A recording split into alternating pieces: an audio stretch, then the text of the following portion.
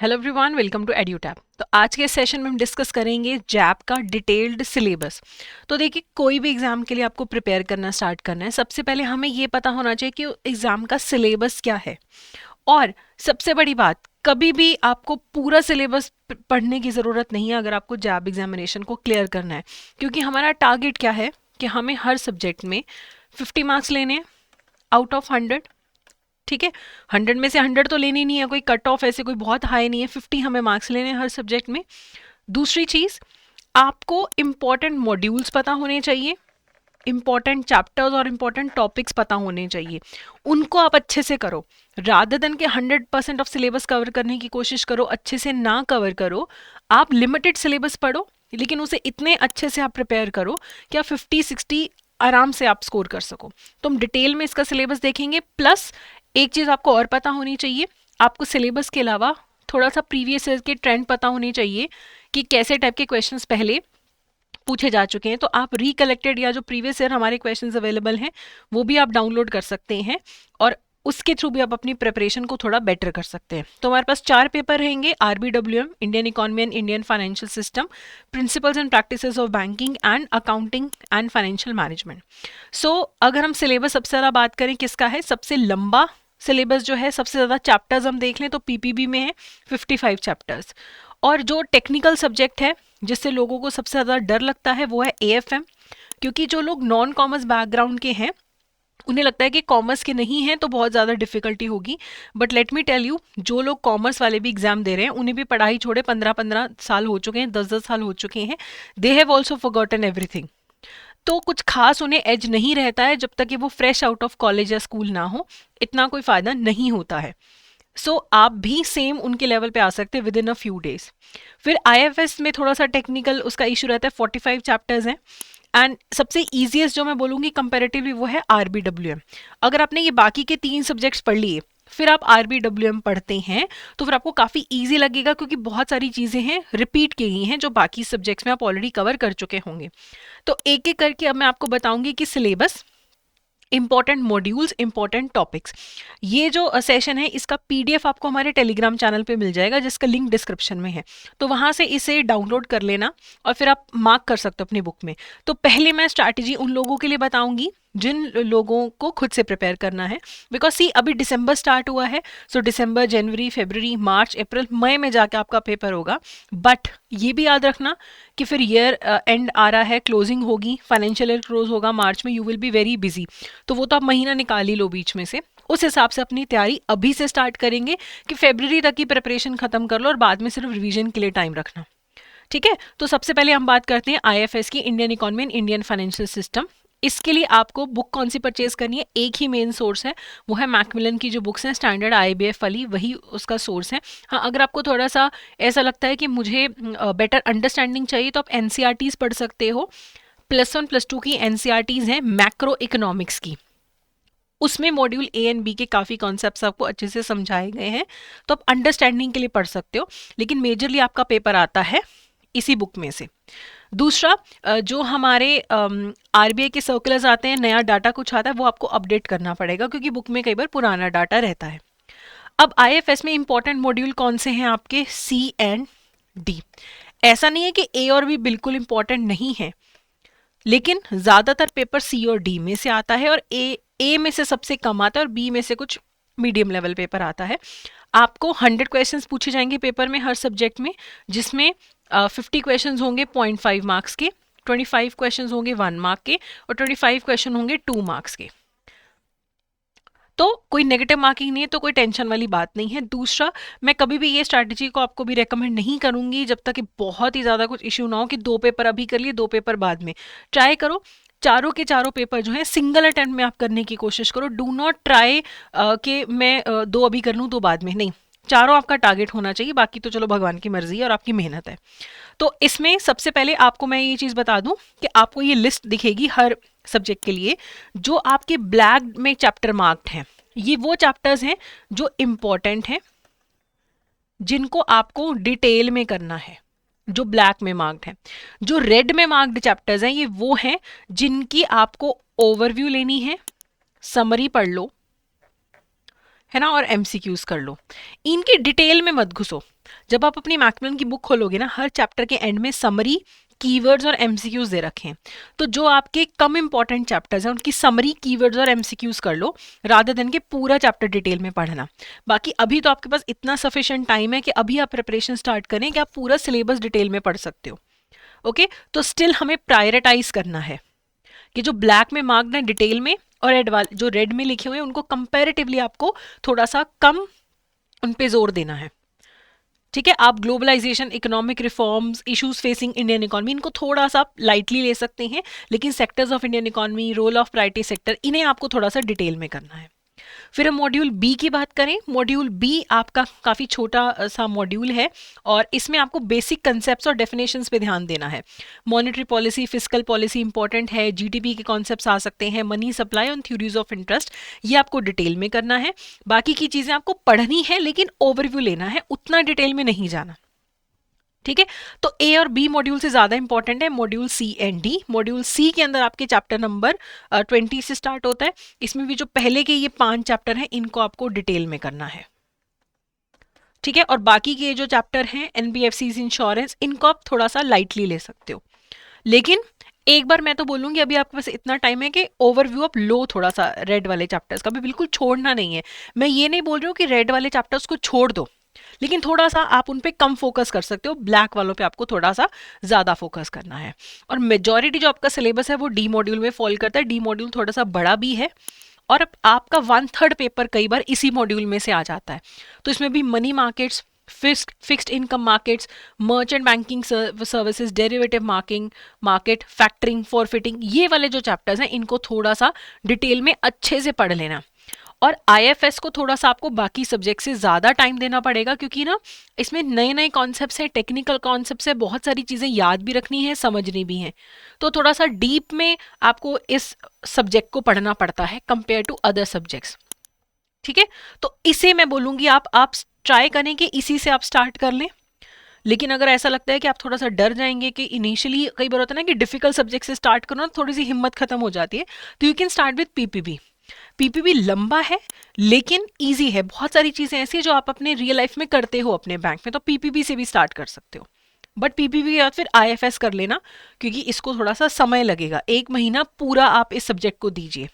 ठीक है, क्योंकि काफी बार मैंने देखा है बाकी सारे सब्जेक्ट्स क्लियर हो जाते हैं, यही रह जाता है। अब मैंने आपको इंपॉर्टेंट चैप्टर्स बता दिए, ज्यादा इंपॉर्टेंट, कम इंपॉर्टेंट, और ज्यादा इंपॉर्टेंट मॉड्यूल्स भी बता दिए, सी और डी। अब वो भी हम आपको बोल रहे हैं कि पूरा पूरा चैप्टर पढ़ने की जरूरत नहीं है। आप कोई भी चैप्टर उठाओगे उसमें से आपको ये हम लिस्ट प्रोवाइड कर रहे हैं कि आप चैप्टर 7 पढ़ रहे हो, चैप्टर 7 क्या पूरा पढ़ूं डिटेल में? नहीं, ज्यादा फोकस किस पे करना है? Economic transformation, financial sector, Narasimhan committee पे। तो पहले मैंने आपको इंपॉर्टेंट मॉड्यूल्स और चैप्टर्स बताए हैं, अब मैं आपको इंपॉर्टेंट टॉपिक्स बता रही हूँ। ठीक है, कि अगर मैं चैप्टर नंबर 3 पढ़ रही हूँ तो 3 में से मुझे ज्यादा फोकस किस पे करना है? नीति आयोग की जो strategy for new India at 75 है, इस पे आपको फोकस करना है। चैप्टर 4 में से आपको लिस्ट ऑफ प्रायोरिटी सेक्टर आपको याद करनी है। तो जब भी आप सिलेबस पढ़ने बैठे हैं तो मुझे पता है कि चैप्टर 8 कम इंपॉर्टेंट है, 9 ज्यादा इंपॉर्टेंट है, तो 9 थोड़ा डिटेल में पढ़ लो, 8 में से सिर्फ इतना इतना पढ़ लो। मतलब हम आपको पूरा आइडिया दे रहे हैं कि अगर बहुत टाइम है फिर तो ऐसे टॉपिक लिस्ट पढ़ लो, अगर कम टाइम है तो फिर दूसरी स्ट्रैटेजी मैंने आपको क्या दी है कि आप ब्लैक वाले चैप्टर पूरे डिटेल में पढ़ लेना, सारे टॉपिक डिटेल में पढ़ लेना, रेड वालों की सिर्फ समरी पढ़ लेना। So now you have both the options कि आप पूरी समरी पढ़ना चाहते हो या फिर आप चैप्टर खोल सकते हो। जैसे मैंने आपको यहाँ पे चैप्टर है, चैप्टर नंबर 29 फाइनेंशियल मार्केट्स, मैंने बोला है कम इंपॉर्टेंट है, लेकिन आपको लगता है कि नहीं मेरे पास टाइम है, मैं थोड़ा डिटेल में पढ़ना चाहता हूँ, तो यहाँ पे लिस्ट में चैप्टर नंबर 29 ढूंढो और उसमें से हमने आपको जो बताया है उतना पढ़ लो कि चैप्टर 29 में से सिर्फ प्राइस डिस्कवरी पढ़ लो। इस तरीके से आपको सारे चैप्टर्स की लिस्ट प्रोवाइड की गई है कि जब मर्चेंट बैंकिंग चैप्टर मैं पढ़ना शुरू करूं तो उसमें से किस पे ज्यादा फोकस करूं? डेफिनेशन और सेबी रेगुलेशन पे। चैप्टर ये वाला पढ़ूं अगर मैं 37 तो मैं किस पे फोकस करूं? डेफिनेशन एंड टाइप्स पे। ओके, क्रेडिट स्कोरिंग में मैं किस पे फोकस करूं? क्रेडिट रेटिंग एजेंसीज की डेफिनेशन और हिस्ट्री पे। तो इस तरीके से अगर आप सी और डी मॉड्यूल डिटेल में पढ़ो और उसमें भी किन टॉपिक्स पे फोकस करना है वो भी मैं आपको लिस्ट प्रोवाइड कर रही हूँ, उतना ही फोकस करोगे तो भी बात बन जाएगी। ठीक है, तो 45 चैप्टर्स हैं, वो भी आपको पूरा पढ़ने की जरूरत नहीं है। आप सिर्फ इन चैप्टर्स पे फोकस करो, उन चैप्टर्स में से कुछ टॉपिक्स पे ज्यादा फोकस करो। इस तरीके से आप अपना सिलेबस को कम कर लोगे, कर्टेल कर लोगे, तो सेल्फ प्रिपरेशन हो जाएगी। उसके बाद क्या करो, ऑनलाइन जाओ, हमारे मैराथन्स पड़े हैं यूट्यूब पे, और हमारे बहुत सारे एमसीक्यू सीरीज पड़ी हैं, उनमें से जाके रिवीजन कर लो। कोई टॉपिक नहीं समझ आ रहा तो सुरेंद्र सर ने आईएफएस के ज़्यादातर सारे टॉपिक्स अच्छे से कवर कर रखे हैं, तो वहाँ जाके चेक कर लो। तो सेल्फ स्टडी अगर आप करना चाहते हो तो यू कैन यूज दिस, कि आपने ये टॉपिक अच्छे से पढ़ने हैं, खुद से आप पढ़ सकते हो मैकमिलन की बुक से। अर्ली स्टार्ट करना, क्योंकि बुक थोड़ा सा डिफिकल्ट है, लैंग्वेज डिफिकल्ट है, टाइम लगेगा। ठीक है, फिर बात करते हैं पीपीबी की। पीपीबी में क्या दिक्कत है, इसका ना सिलेबस बहुत ज़्यादा है और प्रैक्टिस की बहुत ज़रूरत पड़ती है। इसका सिलेबस ही मेन दिक्कत है इसमें, लेकिन आपको सिलेबस इंटरेस्टिंग लगेगा, क्योंकि इसमें एक तो आपको सोर्स पहले देखना है। सोर्स क्या है, आपकी ये मैकमिलन की बुक है, सारे चैप्टर्स यहीं से कवर्ड हैं। इनका जो अपडेशन आता है वो आरबीआई सर्कुलर्स में आता रहता है ना, कि पीपीआई में कुछ चेंज हुआ है, केवाईसी नॉर्म्स में कुछ चेंज हुआ है, तो बुक तो पुरानी प्रिंटेड होती है, तो जितने भी चेंजेस हैं आरबीआई सर्कुलर में से देख लेना। ओके, अब इसमें भी मैं आपको बता रही हूँ इंपॉर्टेंट टॉपिक्स और इंपॉर्टेंट मॉड्यूल। सबसे पहले इंपॉर्टेंट मॉड्यूल है ए और बी। आपका 60 to 65 मार्क्स जो है ए और बी मॉड्यूल में से आता है। पहले 75 तक आ जाता था ए और बी मॉड्यूल में से पेपर, लेकिन अभी कुछ टाइम से मैंने देखा है कि 20-20, 25-25 नंबर का पेपर आपका सी मॉड्यूल में से भी आ रहा है। तो सबसे ज्यादा इंपॉर्टेंट तो अभी भी ए और बी है, लेकिन उसके बाद सी को भी आप छोड़ नहीं सकते हो। सो ए और बी पे सबसे ज्यादा फोकस रहता है, फिर सी एंड देन डी। अब इसमें आपको बहुत सारी चीजें ए मॉड्यूल में ऐसी देखने को मिलेंगी जो आप नॉर्मली अपने बैंकिंग में करते हो, लेकिन प्रॉब्लम है लैंग्वेज का। आपको भी पता है सारी चीजें ये जो इस मॉड्यूल में दी गई हैं, लेकिन उनका लैंग्वेज ऐसा है कि आपको समझने में दिक्कत हो सकती है। लेकिन एक बार आपने इसको पढ़ लिया, आपको इजी लगेगा, ये मॉड्यूल काफ़ी इजी लगेगा। इस मॉड्यूल में आपके 21 चैप्टर्स हैं। इसमें भी जो ब्लैक में मार्क्ड हैं उनको डिटेल में करना है, और जो रेड में मार्क्ड हैं उनकी मैं बोलूँगी सिर्फ समरी पढ़ लो, सिर्फ समरी पढ़ लो। ठीक है, तो ये काफी इजी और स्कोरिंग मॉड्यूल आपको लगेगा। फिर बी मॉड्यूल की बात करें, इसमें से भी अच्छा खासा पेपर आता है, लेकिन ये थोड़ा सा आपको डिफिकल्ट लगेगा as compare to module A. थोड़ा सा इसको एक्स्ट्रा टाइम लग सकता है। इसमें भी जो ब्लैक में मार्क्ड है उनको डिटेल में करना है, और जो रेड में मार्क्ड है उनको थोड़ा सा आपको उन पे कम फोकस करना है। ठीक है, तो टाइप्स ऑफ बोरोवर्स क्या होते हैं, है ना, मॉर्टगेज क्या होता है, प्लेज क्या होता है, गोल्ड लोन के क्या प्रोविजंस हैं, जो चीज़ें आप रेगुलरली करते ही हैं। कोलेटरल लैंड को कैसे रखते हैं, गुड्स को कैसे रखते हैं, किन चीज़ों को गिरवी नहीं रख सकते हैं, बैंक गारंटी देता है। तो ये वाले चैप्टर्स जो हैं आपको डिटेल में करने हैं। ब्लैक वाले लेटर ऑफ क्रेडिट क्या है, क्रेडिट कार्ड पे इस बारी 2-3 क्वेश्चन आ गए सिर्फ क्रेडिट कार्ड पे। प्रायोरिटी सेक्टर एडवांसेस पे हमेशा आ जाते हैं कि प्रायोरिटी सेक्टर लैंडिंग कितनी परसेंटेज करनी है। ट्रेड्स क्या होता है, सेल्फ हेल्प ग्रुप्स में कितने मेंबर्स हो सकते हैं। और मैं आपको एक बात और बताना चाहती हूँ, जो आपका पीपीपी का सिलेबस है, बहुत सारी चीज़ें ऐसी हैं जो आपका जो प्रमोशनल एग्जाम्स होते हैं बैंक में, उनमें भी यही सब चीज़ें पूछी जाती हैं। So you must focus on PPB अच्छे से जब आप पढ़ते हो, ताकि प्रमोशनल एग्जाम में भी हेल्प हो जाए। तो देखो, आपके A41 चैप्टर्स हैं, इनमें से आपका 60 से 65 नंबर का पेपर आएगा ही आएगा। तो इसको अच्छे से पढ़ना, लेकिन कभी भी कोई मॉड्यूल छोड़ना नहीं है। कम पढ़ लो बाकी मॉड्यूल्स को, लेकिन छोड़ना नहीं है। अब ऐसा नहीं है कि मैं आईएफएस पढ़ रहा हूँ तो मैं सी और डी पढ़ के जा रहा हूँ, ए और बी छोड़ के जा रहा हूँ। कई बार क्या होता है, बाय चांस एग्जामिनर एकदम से ट्रेंड चेंज कर दे कि इतने सालों में तो सिर्फ ए और बी मॉड्यूल आ रहा है, बाय चांस उसने सी और डी में से ज्यादा पेपर डाल दिया, आप तो बिल्कुल जीरो हो जाएगी प्रिपरेशन। तो कुछ भी छोड़ के मत जाओ, आइडिया हर चीज का होना चाहिए आपको। ठीक है, फिर आता है सी मॉड्यूल। सी मॉड्यूल आपका आईटी से रिलेटेड है, टेक्नोलॉजी से रिलेटेड है।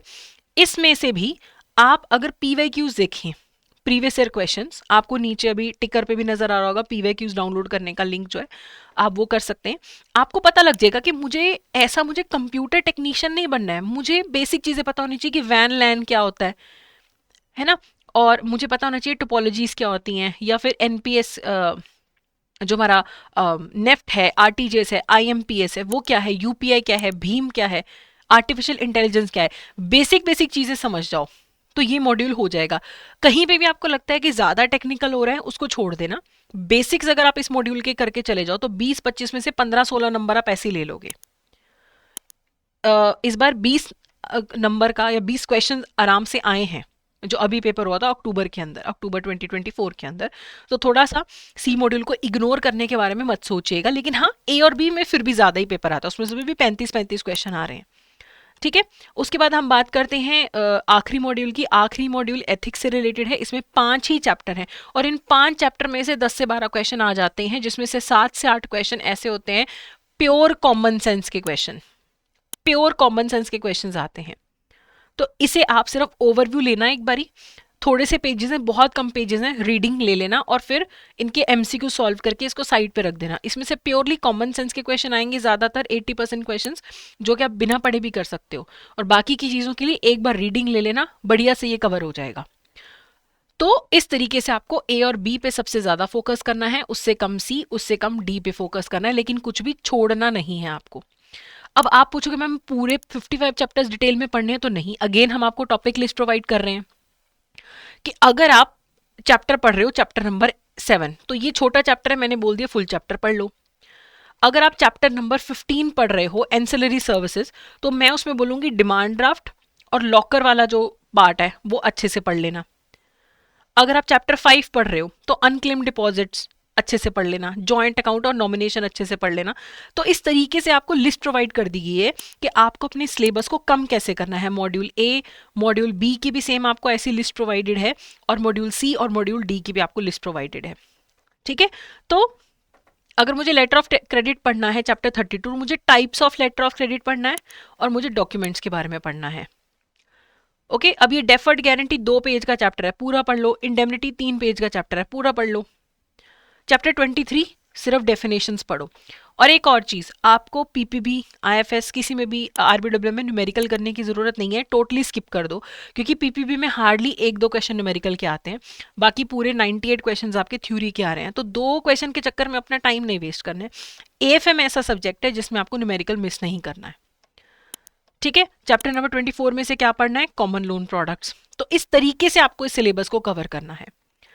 तो पूरा पूरा मत पढ़ो, जितना पढ़ रहे हो उतना अच्छे से पढ़ो, and you will be able to clear the examination. Techniques use करो, एलिमिनेशन टेक्निक यूज करो अपना क्वेश्चन सॉल्व करने के लिए, है ना। आपके पास A B C D option है, आपको पता है कि ए तो हो ही नहीं सकता और बी हो ही नहीं सकता, सी और डी के बीच में आप कंफ्यूज्ड हो, तो तुक्का भी मारना है तो कैलकुलेटेड तुक्का मारो कि एटलीस्ट 50% चांस तो होगा आपका आप क्वेश्चन सही होने का। ठीक है, अक्कड़ बक्कड़ करने की बजाय अगर आप एलिमिनेट करो कि ए तो मुझे पक्का ही पता गलत है और सी मुझे पक्का पता है गलत है और बी और डी में से कोई एक सही है, तो एटलीस्ट 50% तो होगी ना प्रोबेबिलिटी सही होने की। तो ये करने की कोशिश करना पेपर में। ठीक है, बाकी याद रखो कि मार्च में टाइम नहीं मिलेगा पढ़ने का, उस हिसाब से एडवांस में प्रिपरेशन स्टार्ट करना। ठीक है, अब चैप्टर 47 में से क्या करना है, आर्टिफिशियल इंटेलिजेंस, क्रिप्टो, ब्लॉकचेन, ये बड़ी आसान चीजें हैं, तो मिनिमाइज कर दिया आपकी सिलेबस को, इससे कम अब मत जाना। ठीक है, फिर बात करते हैं अकाउंटिंग एंड फाइनेंशियल मैनेजमेंट की। इससे आप लोग डरते हैं ज़्यादातर जो नॉन कॉमर्स बैकग्राउंड के हैं। देखो, आई अंडरस्टैंड कि ऑब्वियसली मैं कॉमर्स बैकग्राउंड से, तो मैं कह दूंगी कि कुछ नहीं है, आसान है, but I am talking from the experience of the people who were from non commerce background. अभी जब रिजल्ट आया था तो there was a student who were from non commerce background, he got 72 marks, and AFM मैंने पढ़ाया था तो I know his marks, and he from non commerce background. उन्हें भी बड़ा डर लग रहा था कि अरे यार कैसे करेंगे, हम तो नॉन कॉमर्स से हैं। तो उन्होंने भी like with in 5-6 days he said नहीं मैम नॉर्मल है, क्योंकि उन्हें अकाउंटेंट नहीं चाहिए।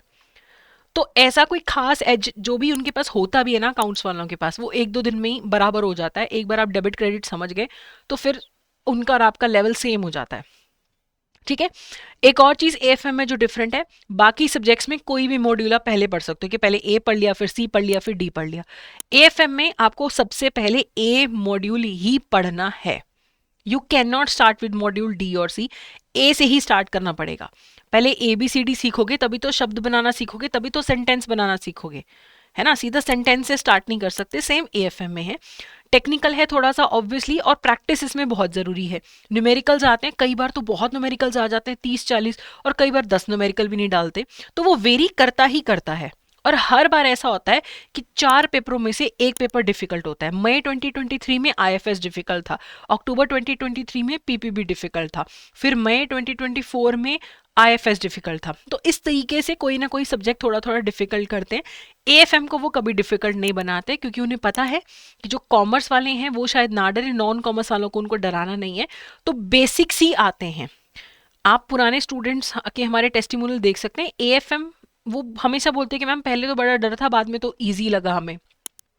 तो एएफएम की बुक है, वो भी मैकमिलन की बुक है, बट इसमें आप ऐसा कर सकते हो कि जो 19 to 35 चैप्टर हैं वो तो आपने एएफएम की बुक से पढ़ लिए, और पहले वाले चैप्टर्स जो हैं आप एनसीईआरटी जो है अकाउंट्स की वहाँ से कवर कर सकते हो। तो ये एनसीईआरटीज हैं +1 और +2 की, इनमें आप पार्ट 1 सारे चैप्टर पढ़ लो, पार्ट 2 में से आप 9, 12 और 13 चैप्टर पढ़ लो +1 में से, और +2 की बुक्स में से आप चैप्टर 1, 3, 4, 5, 6 पढ़ लो। तो आपका पहले 18 चैप्टर यहाँ से कवर हो सकते हैं, और इसमें इजी लैंग्वेज भी दे रखी है। ठीक है, बाकी आप इस बुक में से कवर कर सकते हो, ये सजेशन है, आप चाहो तो पूरा बुक में से ही कवर कर सकते हो, बट अगेन बुक की लैंग्वेज थोड़ी सी डिफिकल्ट है। अब इसमें एएफएम में आपके इंपॉर्टेंट मॉड्यूल्स कौन से हैं? इसमें आपके मॉड्यूल इंपॉर्टेंट है ए एंड सी। ठीक है, लेकिन मैं हमेशा ये बोलती हूँ सी मॉड्यूल में ना कुछ चीजें जैसे बॉन्ड वैल्यूएशन वगैरह, वाईटीएम कैलकुलेशन, ये कई बार ना थोड़ा सा डिफिकल्ट लग सकता है। तो आप ऐसा भी कर सकते हो कि ए, बी और डी डिटेल में कर दो और सी के सिर्फ बेसिक्स कर लो, अगर आपको सी डिफिकल्ट लगता है तो। सी पे अपनी डिपेंडेंस कम कर लो ए बी डी को स्ट्रॉन्ग करके। तो इसमें आपको थ्योरी और न्यूमेरिकल दोनों करना पड़ेगा।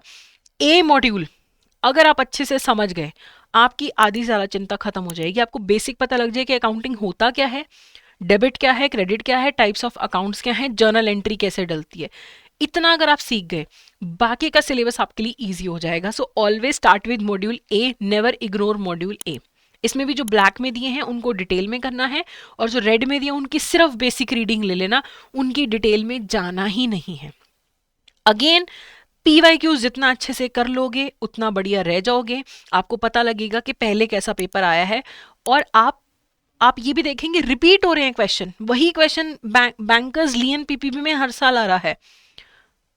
ठीक है, रेक्टिफिकेशन ऑफ एरर्स हर साल पूछ रहे हैं अकाउंटिंग में। तो पीवाईक्यूज जो आपके सामने वो लिंक है उसको डाउनलोड कर लेना डिस्क्रिप्शन में से जाके, it will be really beneficial for you. बाकी हमारे मास्टर कोर्स में तो डिटेल्ड विद एक्सप्लेनेशन आपको पीवाईक्यूज मिल जाएंगे।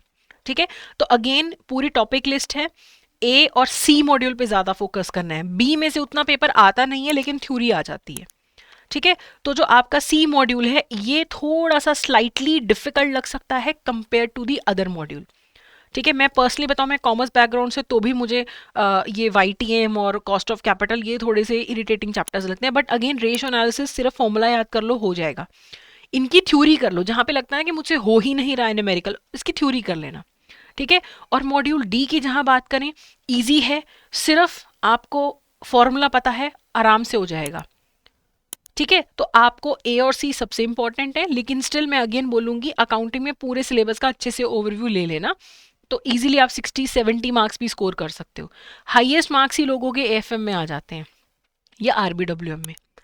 ठीक है, तो अगेन ए और सी सबसे इंपॉर्टेंट है, बट अगर आपको सी मॉड्यूल डिफिकल्ट लगता है तो बी और डी को ज्यादा अच्छे से कर लेना, ताकि सी पे डिपेंडेंस कम हो जाए। अगेन इसमें भी आपको पूरा टॉपिक लिस्ट में प्रोवाइड कर रही हूँ कि किस चैप्टर में से क्या आपको ज्यादा डिटेल में पढ़ना है, कि 3 में से रूल्स ऑफ डेबिट क्रेडिट पढ़ लेना। ठीक है, बैंक ऑडिट में से types of bank audit detail में पढ़ लेना। तो इस तरीके से पूरी आपको ये डिटेल्ड लिस्ट मिल रही है, और ये भी आपको हमारे टेलीग्राम चैनल से पीडीएफ जरूर डाउनलोड करके इसको रख लेना, ताकि पूरा सिलेबस पढ़ना ही नहीं है, 70% सिलेबस पढ़ो और 78 मार्क्स आप ले सकते हो। ठीक है, इंपॉर्टेंट आपको पता होना चाहिए। आखिरी है आरबीडब्ल्यूएम, सबसे कम समय में आपको आरबीडब्ल्यूएम आपका कवर हो जाएगा। एंड में अगर आप आरबीडब्ल्यूएम पे आते हो आपको पता लगेगा कि ये सब तो मैं आधी चीजें पढ़ ही चुका हूं पहले। तो लेस ट्रिकी, लेस सिलेबस है उसका, थोड़ा ट्रिकी लग सकता है कुछ चीज़ों में, बट अगर आप अच्छे से रिवीजन करें, प्रैक्टिस करें, नया कंपोनेंट है, हो जाएगा। प्रैक्टिकल नॉलेज अगर आपकी अच्छी है ना बैंकिंग में, तो पीपीबी और आरबीडब्ल्यूएम आप इजीली कर पाओगे। ठीक है, तो इसका मेन सोर्स तो ये मैकमिलन की बुक है, या इग्नू की ये पीडीएफ भी आप डाउनलोड कर सकते हो, बट आईआईबीएफ का बुक ले सकते हो, एंड आप सेल्फ स्टडी कर सकते हो। इसमें भी आपके जो इंपॉर्टेंट मॉड्यूल हैं वो है मॉड्यूल बी एंड सी। तो अगेन मैं आपको बता दूं, आईएफएस में कौन सा इंपॉर्टेंट है, सी एंड डी, पीपीबी में ए एंड बी, एएफएम में ए एंड सी, और आरबीडब्ल्यू में बी एंड सी। ये आपके इंपॉर्टेंट मॉड्यूल हैं, कहीं लिख के रख लो। ठीक है, अगेन इसमें भी आपको पूरी टॉपिक लिस्ट प्रोवाइड कर दी है कि जो ब्लैक में है वो इंपॉर्टेंट है और जो ब्लैक में नहीं है वो आपके कम इंपॉर्टेंट है। ठीक है, तो काफी कुछ इस सब्जेक्ट में आपका ऐसा है जो आपने पढ़ा हुआ है या आप करते हैं अपने बैंक्स के अंदर कि क्रेडिट कार्ड कैसे काम करता है, लोन कैसे काम करता है ना, लोन असेसमेंट कैसे होती है, रिटेल बैंकिंग, वो सारी चीजें इसके अंदर दी हैं। बाकी वेल्थ मैनेजमेंट पे हर साल क्वेश्चन आते हैं। सो ये चीजें आपको कवर करनी है। बाकी इंपॉर्टेंट टॉपिक की लिस्ट भी आपको यहाँ पे हमने प्रोवाइड कर दी है कि कौन से टॉपिक आपको डिटेल में पढ़ने हैं। अब देखो, अब तो ये तो बात होगी कि ये पढ़ना है, हमें पता है पढ़ना है, लेकिन जब तक आप उसको ढंग से एग्जीक्यूट नहीं करते हो कि मेरा लॉन्ग टर्म प्लान क्या है कि आज है ये तारीख है 4 दिसंबर से मैं मान लो अब 7 दिसंबर से पढ़ना शुरू करूंगा, मेरे पास दिसंबर है, जनवरी है, फरवरी है, मार्च है, अप्रैल है, मई में तो पूरा रिवीजन में चला जाएगा, है ना, मार्च लगा लो कि आपका ये ईयर एंडिंग में चला जाएगा, फरवरी का भी कुछ पार्ट इसी में चला जाएगा। तो कायदे से दिसंबर जनवरी आपके लिए बहुत इंपॉर्टेंट महीना है। तो लॉन्ग टर्म प्लान बनाओ, अपने बर्थडेज एनिवर्सरी सब हटा के बीच में से देखो कितने दिन पड़े हैं आपके पास। 5-10 दिन बीमार होने के लिए भी रखना कि बाई चांस बीमार हो गए तो इतने दिन तो मेरे चले जाएंगे। तो वो सब कट कटा के बहुत कम दिन बचेंगे आपके पास। तो long term weekly plan, daily plan आपके पास होना चाहिए। जब तक आप एग्जीक्यूट नहीं करोगे अपना खुद का स्टडी प्लान बना के, तब तक बात नहीं बनेगी। खुद को टाइम करके पढ़ो, कम से कम 3 घंटे देने की कोशिश करो दिन में, स्पेशली वीकेंड्स पे। कि चलो वीकडे पे आपको 1.5 घंटा लगा रहे हो, वीकेंड पे 3-3 घंटे लगाओ और एक प्रॉपर जगह पे बैठ के पढ़ो। ठीक है, बाकी अभी तक तो जो भी मैंने आपको बताया, ये मैंने आपको बताया कि अगर आप सेल्फ स्टडी करना चाहते हैं। देखो, अगर आप खुद से किताबें खरीदते हो, IABF वाली जो बुक्स है मैकमिलन की, 4,000 का खर्चा तो है ही है, उतने में ही आप हमारा मास्टर कोर्स परचेज कर सकते हो। ठीक है, इसमें आपको मिलेगा क्या, रिकॉर्डेड क्लासेस, पूरा सिलेबस रिकॉर्डेड है, नोट्स भी मिलेंगे, टेस्ट सीरीज भी मिलेंगी, चैप्टर वाइज MCQs भी मिलेंगे, प्लस सबसे इंपॉर्टेंट बात है कि पेपर से पहले आपको लाइव क्लासेस भी मिलेंगी। पेपर से पहले आपको लाइव क्लासेस भी मिलेंगी कि आपका रिवीजन हो जाएगा अच्छे से, कि 5-5, 6-6 क्लास में सारा सिलेबस, 5 क्लास IFS की, 5 RBWM, 5 PPB की, आपका सिलेबस हम रिवाइज करवा देंगे। आप जैब 75 कोड यूज करोगे तो आपको ये काफ़ी नॉमिनल अमाउंट में ये कोर्स मिल जाएगा। आपका 8 मंथ वैलिडिटी का भी ले सकते हो, 12 मंथ वैलिडिटी का भी ले सकते हो, डिपेंडिंग अपॉन योर रिक्वायरमेंट। ठीक है, तो मास्टर कोर्स अगर आप लेते हैं तो आपको साल के एंड में आपको 24 मतलब पेपर से जस्ट पहले आपको लाइव क्लासेस मिलेंगी, नोट्स मिल रहे हैं आपको, MCQs मिल रहे हैं चैप्टर वाइज, मतलब 2500 MCQs आपको चैप्टर वाइज मिल रहे हैं, PPB के 2500 आपको मिल रहे हैं, IFS के 2500, तो 10,000 तो आपको चैप्टर वाइज MCQs मिल रहे हैं। फिर आपको मॉक टेस्ट मिल रहे हैं, हर सब्जेक्ट के 10 मॉक टेस्ट, टोटल 40, तो ये कितने हो गए, 40 × 100, 4,000 MCQs तो यही हो गए आपके। और MCQs के साथ उनकी डिटेल्ड एक्सप्लेनेशन भी होती है, जैसे पेपर में होती है वैसे ही क्वेश्चन और एक्सप्लेनेशन भी है कि टॉपिक रिवाइज हो जाए आपका, आप देख सकोगे आप कहाँ स्टैंड करते हो। ठीक है, उसके बाद सबसे जो मैं इंपॉर्टेंट चीज मानती हूँ वो है PYQs, कि पहले पेपर में किस टाइप के क्वेश्चन आए हैं। रिकलेक्टेड ये क्वेश्चन है, ऑब्वियसली एग्जैक्ट नहीं है, लेकिन स्टूडेंट्स हमें आके जो बताते हैं उसी हिसाब से हमने प्रॉपर PYQs बनाए विद एक्सप्लेनेशन, आपको मास्टर कोर्स में मिल जाएंगे। और अभी हम जल्द अक्टूबर वाले भी ऐड करने वाले हैं।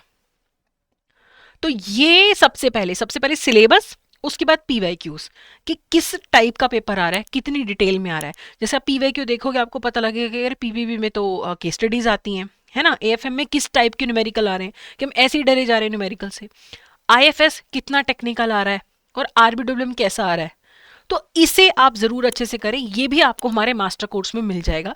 तो अभी जैब 75 कोड लगाना और एक बार कोड देख भी लेना, वेबसाइट पे चेंज होता रहता है, तो उस हिसाब से आप जो है आप ये कोर्स परचेज कर सकते हो। बाकी देखो, अगर आपको परचेज करना है कोर्स तो आप कर सकते हो। उसका फायदा क्या है कि एक डिसिप्लिन बन जाता है ना थोड़ा सा, कि एक तरीका है कि चलो पैसे खर्च करे तो ना बोझ बन जाता है, जितने में आप बुक्स खरीदोगे उतने में कोर्स आ जाएगा। अगर आप कोर्स परचेज कर तो फिर आपको IABF की बुक्स लेने की जरूरत नहीं है, आपको कुछ लेने की जरूरत नहीं है।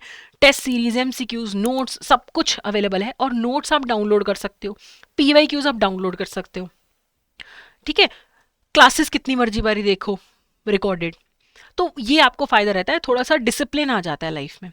बाकी आपको लगता है कि नहीं मुझे सेल्फ प्रिपरेशन ही करनी है, तो यूट्यूब पे हमारे बहुत सारे सेशंस अवेलेबल हैं, स्ट्रैटेजी वीडियोस भी अवेलेबल हैं, सीरीज अवेलेबल है, मैराथन्स अवेलेबल है। वहाँ पे जाके आप चेक कर सकते हो। अभी 10 मिनट्स अ डे सीरीज चल रही है, विजय सीरीज है, अभ्यास सीरीज है, वो आप जाके देख सकते हो, वो भी आपको हेल्प करेंगी।